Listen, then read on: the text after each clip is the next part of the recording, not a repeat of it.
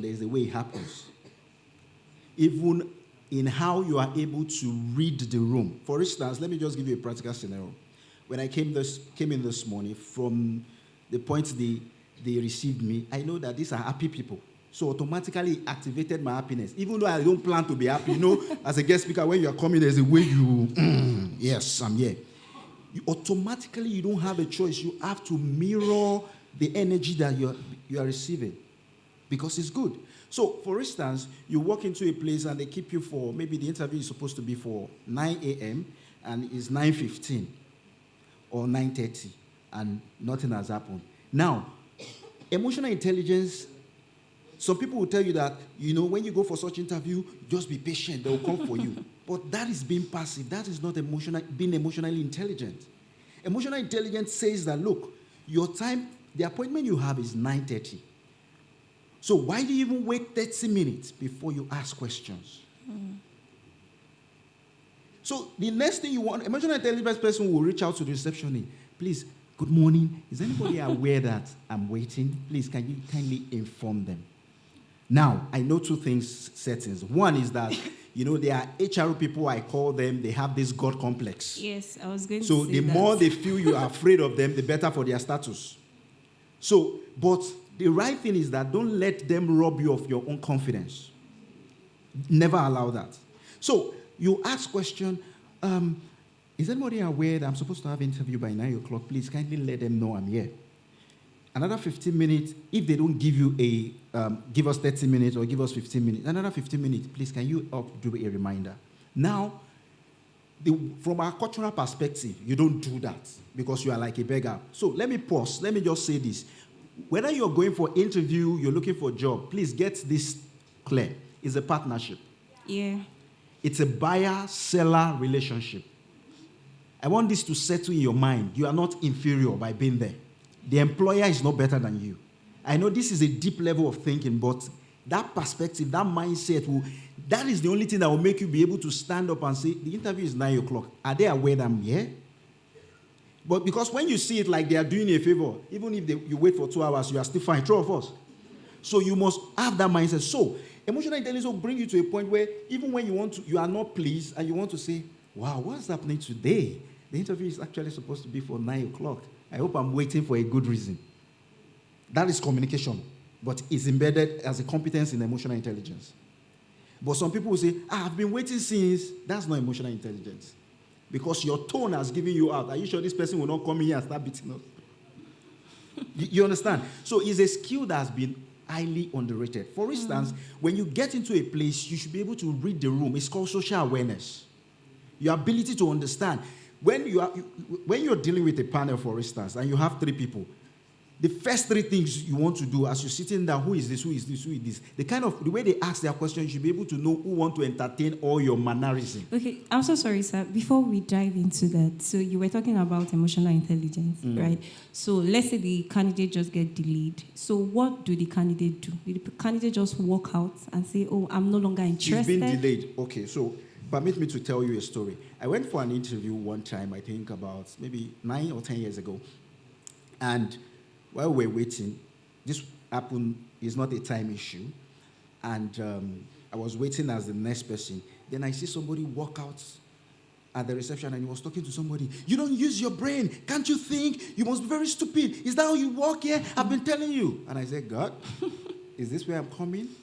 Because my golden strength is my peace. Nobody can tamper with it. Then when it was my turn to walk into the interview room, guess who I met? The same lady. And I just told them that, please, I will not be proceeding with this interview. It takes a level of thinking. That is why, remember the first thing I said, survivor. If you can survive, nobody is giving you transport, nobody is paying for your airtime, your data. There are level of things you can do. Now, it's not about working out. Because the truth is, the balance to that is that sometimes you are delayed for the right reason. Maybe HR that is preparing for interview now, the CEO say, I need this report. He or she can't do anything. Do you understand? But there are certain cases whereby I've seen a client tell me that they can wait. And I said, no. Let me know the time you are available to interview these people. I don't want them to wait. So when you are in that space, the thing you have to do, ask questions. Are they aware that this interview is supposed to be now. Can you confirm how long they might want me to wait? Is it possible to reschedule?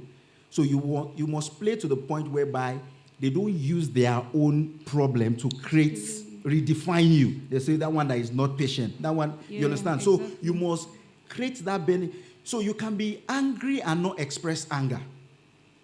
Imagine if they kept you waiting for 30 minutes. There's a way to pain you. Imagine, I know in Lagos, for instance, when you're going for interviews, you probably want to go like 30 or 1 hour before the interview, right? And you're waiting, plus or minus, that's about 1 hour, 30 minutes or 1 hour. And nobody is talking to you. You have every right to be angry. But you need to think beyond that place. It's about how you feel, not how you want them to make you feel. Yeah. So you don't have to walk out. You can ask questions. And if nobody is giving you the right answer, you can just probably, while you're there, I know this can be a busy time for you guys and all of that. I've been waiting for like an hour plus. I will likely request a reschedule if it is visible. Thank you, I'll be leaving now. You're fine. The point is, sometimes when somebody wrongs us, we want to get our own pound of flesh. Like, they've kept me waiting, so I have the right to speak to them anyhow, right? That is not being emotionally intelligent. It's your ability to win without their action controlling what you do. It's about you thinking about the situation and ask yourself, what is the best option or ways to handle this situation? All right, thank you. Thank you so much, sir, for that. Thank you. We are not clapping. I mean, these answers are very good. All right, thank you so much, sir. So before we dive into interviews, right, so you already talked about survival, gaining experience, even some survival, right? So let's go down to the basics. Having a CV. Like I said, Pastor Iren mentioned, okay, some believers, which he has seen in his church, some people just anoint their CV, Hallelujah. Right, hoping to get a good job from that. So talking about CVs now, because, HR professionals, a part of recruitment is still embedded in what we do, and we get to review a lot of CVs, right? So when you put out a role, when you put out a job advert for a role, depending on what kind of role it is. So when you see a CV, right, for you, what stands out from that CV to make you say, okay, I really want to interview this person? Okay, so I'll look at it from two ways. Now, the first point is, it depends on the role. So if I'm looking for an experienced role, let's say I'm looking for a job that requires about 5 to 10 years experience, the first thing I'm looking at is the organization of the CV. I'm not even looking at the content yet. Yeah. How attractive is the CV? That's the first thing I'll look. If it's for entry level, the first place my eyes is always going to is your experience. Don't tell me you don't have experience. It's just that you don't know how to articulate the experience you have. How many of you're looking for a job and you currently assist your mom or your dad one way or the other to do certain things? Or you probably even take care of your younger ones. It's a role. It's an experience. It's just that you've not understand how to tailor that into your CV. So those are the first two things I look. For experienced role, I look at how structured is the CV. Does it look attractive? Does it look appealing? For zero-level experience, I don't look at whether it's scattered or it's not scattered. I don't look at that first. The first thing I look at is, let me go to the experience. Because your experience gives me an idea that, because if I'm interviewing somebody for an internship role, one of the questions I don't miss to ask is something like, so what have you been doing in the last 3 months? Don't tell me you've not been doing anything. Some people will lie, I've been reading, no problem. What's the title of the book? What's the title of the book? Tell me, just tell me, give me a summary of the book. And as you are telling me, if it's a book I've not read before, I'm Googling it, and you're telling me your lies. You must justify your lies.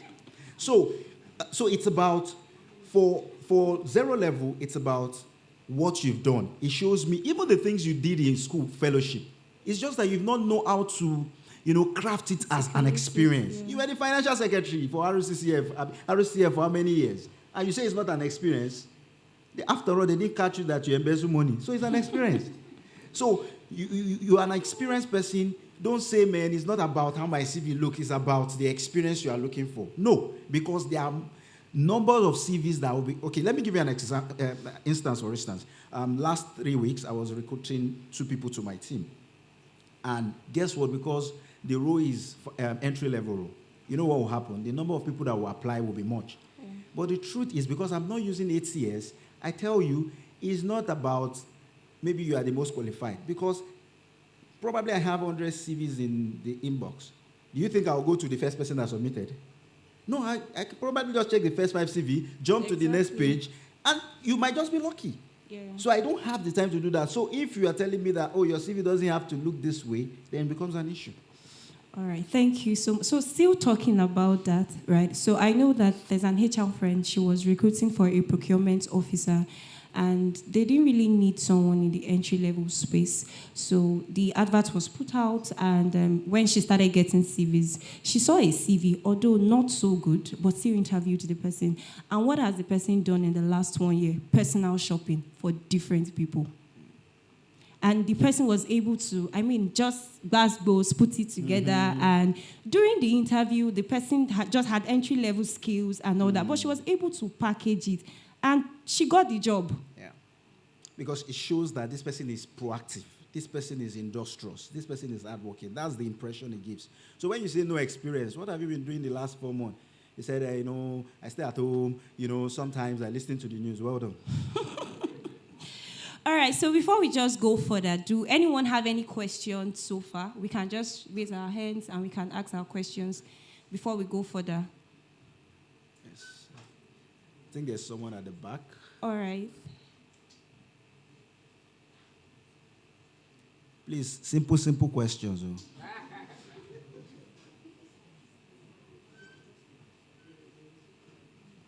All right, who is asking? Okay, thank you.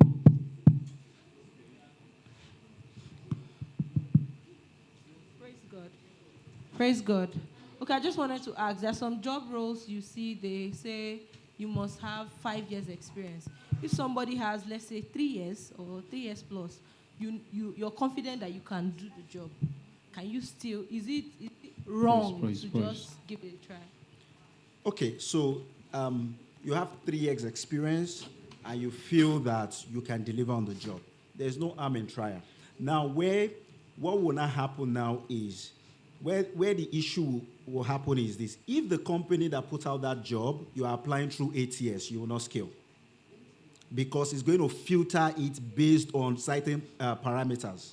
So, application tracking system that they use for recruitment. So if the company uses ATS, you cannot scale because they've already defined the parameter. Even LinkedIn, for instance, if I put out a job on LinkedIn, for instance, I can say I want the people that should be shortlisted should be somebody that has 5 years and above experience, must know how to use PowerPoint, must know how to use maybe Zoho, must know how to use. So automatically, because I've defined that parameter, it's going to screen you out. Yeah.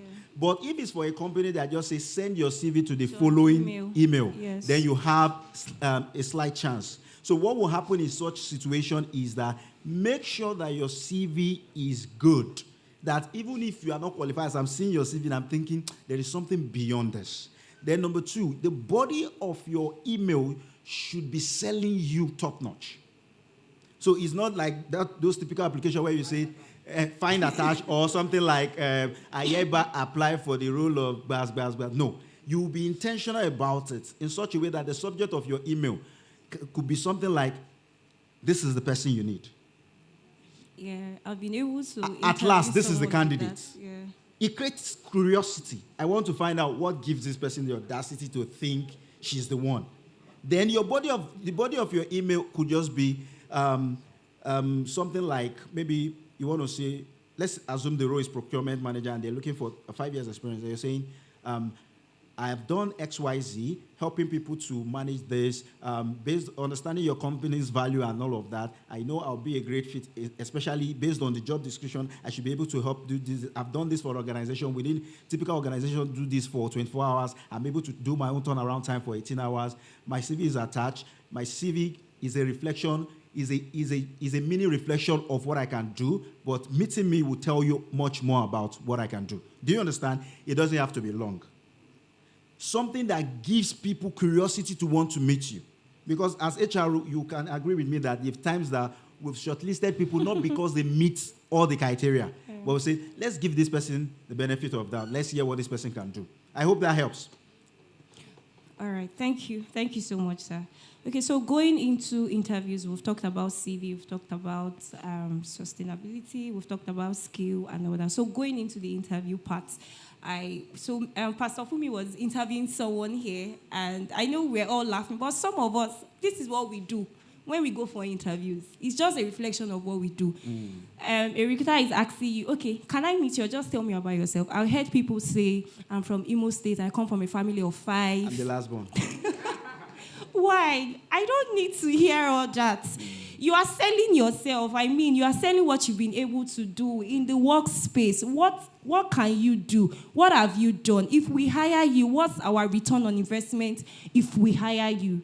Right? So those are like the basic questions a recruiter or an hiring manager would want to hear. So from your own perspective, sir, when someone is asked, tell me about yourself, how can the person just answer confidently and sell themselves without sounding so rehearsed? Because I've seen, during an interview, I was interviewing someone for a customer support role, and I just said, okay, with the basic introduction and all that, tell me about yourself. And I saw this person holding a jotter, and she was reading from the jotter. Why? That's the book of life. Right? So how can we confidently sell ourselves without being too rehearsed? Okay, so the first thing is, interview is not what makes you confident. If you don't have it, you don't have it. Interview is not what makes you confident. So I think it's even more, what's it called? I think it's more, we have an advantage, especially as believers. I don't see any reason why you shouldn't have confidence. Though I know that some of us are at different level of, growth, awareness, and all of that. And that's why I shared earlier that, look, you must have this mindset. An interview is an opportunity, is a buyer-seller relationship. That you buy doesn't mean somebody else will not buy. That I didn't sell for this person doesn't mean another person will not come and I'll sell to. So you must understand that. And you see, I'll get to your question, but I just need to lay this foundation. We must understand as Christians too, we have an advantage. The Bible says in Job, is it 32 verse 8? I hope I get that right. It says there is a spirit in man. The inspiration of the Almighty gives him what?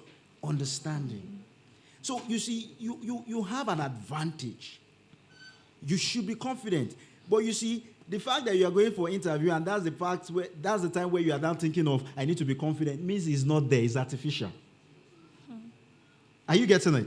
It means it's not there, it's artificial. So no matter what you do, provided it's artificial, when you get to interview, it will still show. Someone like me, I don't ask interview questions like I'm serious. Because I want you to be relaxed, because I know that a lot of people are under pressure. Yeah, so I probably will be asking, I say, I like your glasses. So what's up? Where did you get it from? I just want you to be relaxed. So when they ask you, like the guy was trying to, standing like, robot. You don't want to move this thing. The point is, it's a reflection of the thinking that has to do with what interview is all about. Because if, for instance, you walk into a place, I know some people will stand until they ask them to sit down, right? But it shows that confidence is missing. If I walk into that room, 5 seconds. 5 seconds is long. Can I sit? May I sit? Do you understand? Because it's a buyer-seller relationship. When you want to sell something, does the buyer goes under pressure or the seller goes under pressure? It's a mutual thing. I have interviewed people for banks that a particular bank A did not take, bank B takes. So we must even get this right. I'll get to your question. That interview is not the true test of competence. Interview is not the true test of competence, or better still, not the absolute test of competence. Because the same person I interview, that I say no, you might interview that person and say yes. So if you must get it right, the mindset. And before we begin to talk into interviews, you must own yourself, know who you are, enjoy who you are. Then let's get to interview. When you get to interview, please, under no circumstances should you assume that robotic posture. You are waiting for them to ask you to sit. I know HRO has their own drama because some of them, they want to. Do you know that some HRO, your confidence is the reason why you not pass that interview? Yes. Your confidence is the reason why you will not pass that interview. Because we deal with people every day, and some people will transfer their low self-esteem on you. Because if they are not confident, they don't expect you to be confident. So when you walk in there, you should be able to mirror people. There are some people, their greatest strength is for